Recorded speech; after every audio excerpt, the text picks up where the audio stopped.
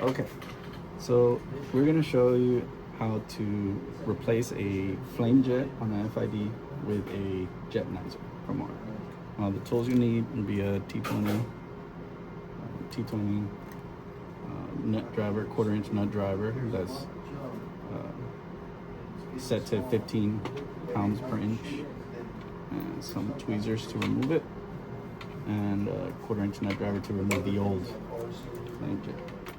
Okay, so before you start removing the top assembly on the FID, you want to remove your column so that there's no issues. So that's easily done by a 1/4-inch wrench. You just pop this loose, and you get a pen, turn it, and remove it. You could just lay it to the side.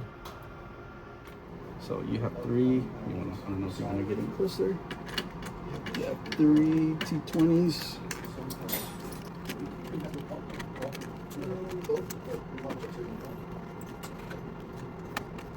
Once you remove that housing, pop that up, set it to the side, take a 1/4-inch nut driver.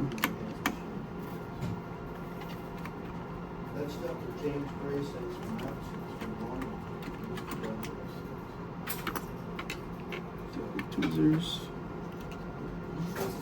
Remove the old flame jet. Well, I told them, look, we don't replace it. Take out your jetanizer. It usually comes in this little bag.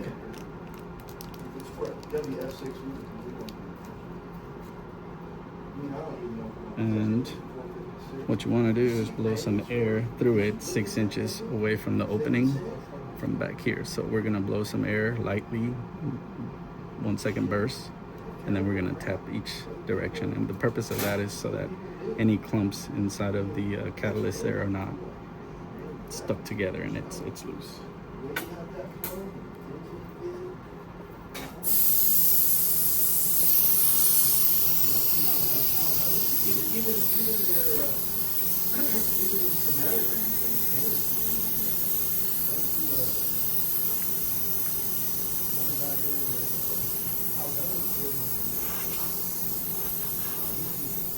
Okay.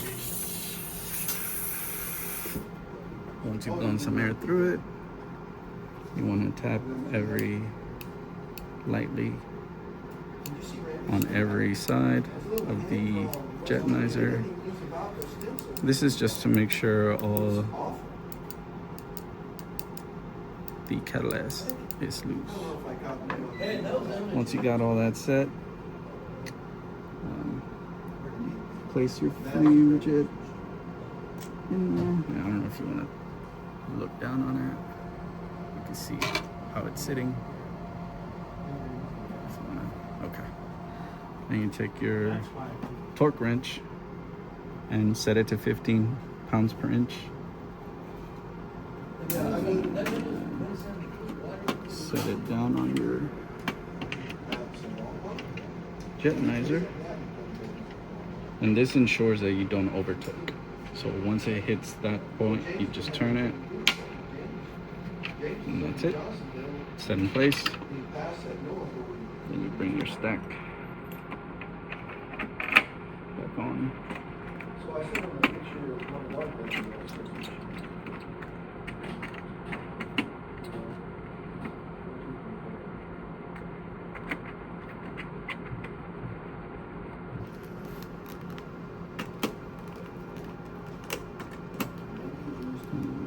Tighten them back on.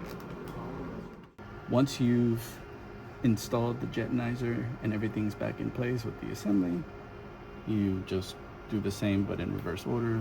Install your column back in and tighten it with your 1/4 inch.